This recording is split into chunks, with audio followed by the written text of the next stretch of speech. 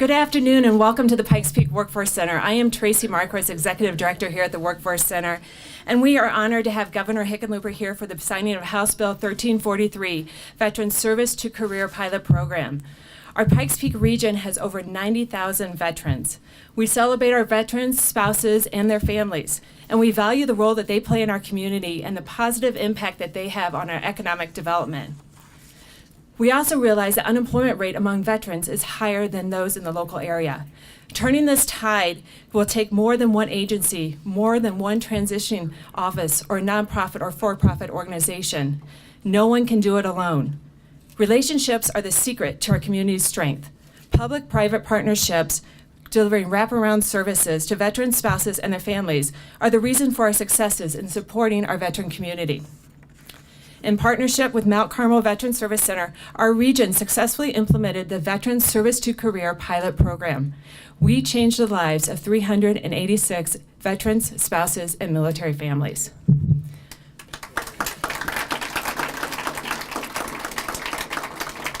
This included 41 placed in internships and 132 individuals receiving job coaching and specialized placement services. This bill has allowed us to serve those who don't qualify for federal dollars, a strong effort to close a crucial employment gap in our community. We are thrilled to be able to host the signing and honored to welcome Governor Hickenlooper to the Pikes Peak Workforce Center to sign House Bill 1343. Thank you, Governor.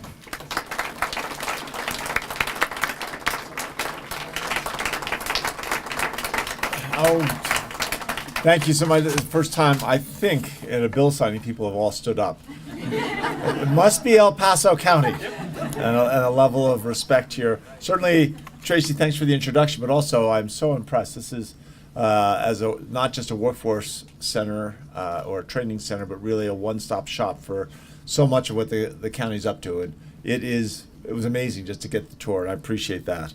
We've got two bills here. And I think we'll probably sign them just one right after the other.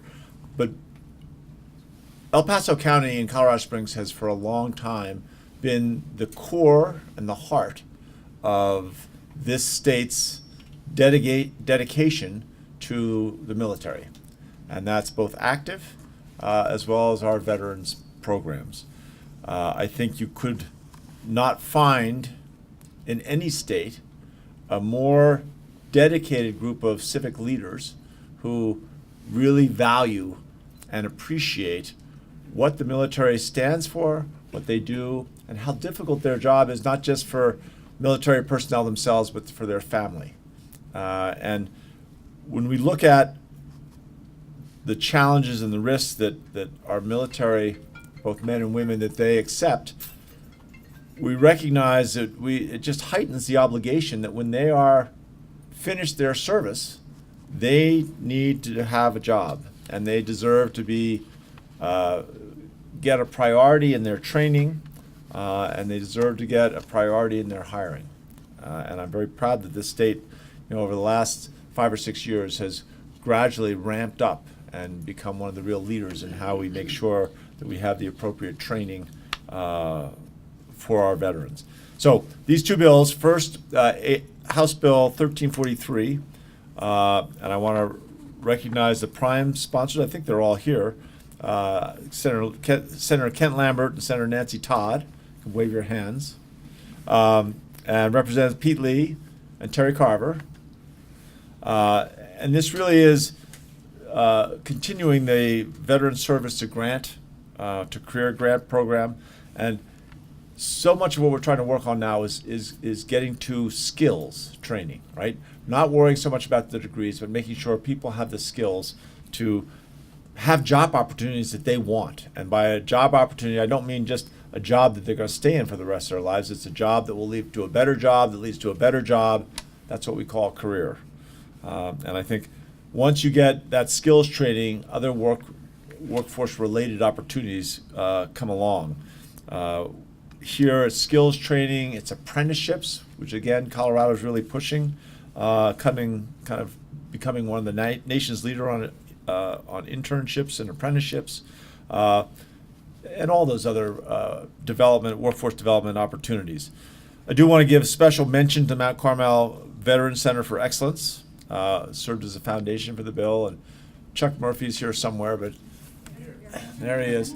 He was having me walk down and look at the Mount Carmel Center when it was just a speck of vision in a few people's eyes. Anyway, it really was the foundation for this bill, and I think it is a success because of that public and private partnership. House Bill 1316, Senator John Cook, I don't see here. He was the prime sponsor in the Senate. I see Representative Tony Exum is here, and Representative Dan Pabon here. Appreciate you guys being here as well. It extends skilled worker outreach recruitment, and training, the training grant program for 3 more years. Both now and in the future, I think businesses and employees face a tremendous skills gap. And this program, again, a partnership between industry and nonprofits to really begin to push Colorado into that 21st century. I think all of our elected officials here, and I know I am, we're going to have the greatest level of dislocation, job dislocation in the next 10 or 15 years as any period of time since the Great Depression. And the way we're going to beat it is by becoming the most successful, the most nimble state in America in terms of giving people rapid access to new skills. We're going to have lots of jobs. They're just going to take skills that right now we don't even know what they are. And so we've got to start getting out ahead of it and a lot more prepared for educating people in skills in real time and begin that skills training before they've lost their job, right, while they're still employed, so they don't have that hiccup in their career. Anyway, both of these bills address that, certainly with an emphasis on the military. So why don't we sign these, and we'll make some laws. You want us up behind you? Yeah, come on up. And anybody who's involved and worked with these bills, welcome to be in the picture. Keep in mind that someday folks are going to look at these pictures and wonder, who are those people? We need Debbie Wagner up here. Yes.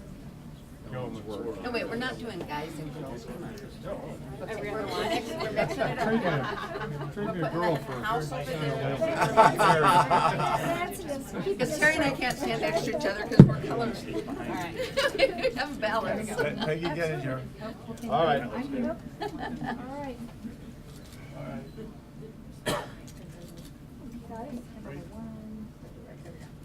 This is how simple it is to pass a bill. It's not easy, right? It takes a signature. This- All right. Are we ready?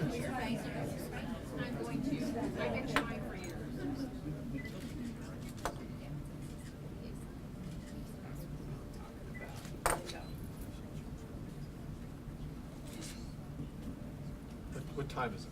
4:35, May 11th.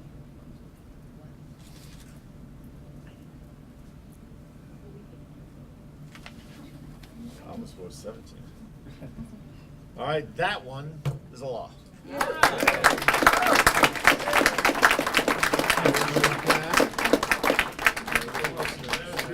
Thank you.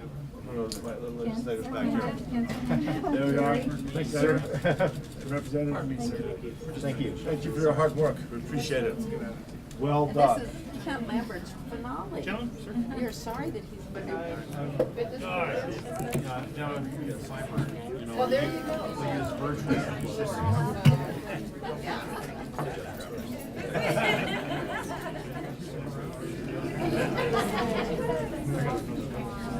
Perfect. There we go. I got some pens I can throw around. We all set?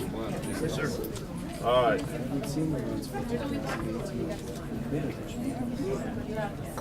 Nobody go that far. Angela and John Cook, I think were the two. 4:38, May 11th.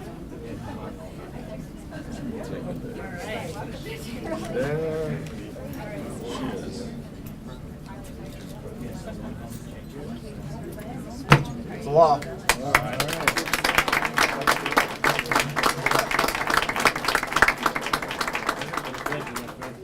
been a pleasure indeed. All right, now we're the shorter legislator, or two. Tracy, you should get a pen. You're hosting this. The people, they're supposed to be on the legislatorship. Who else? You have to tell me who.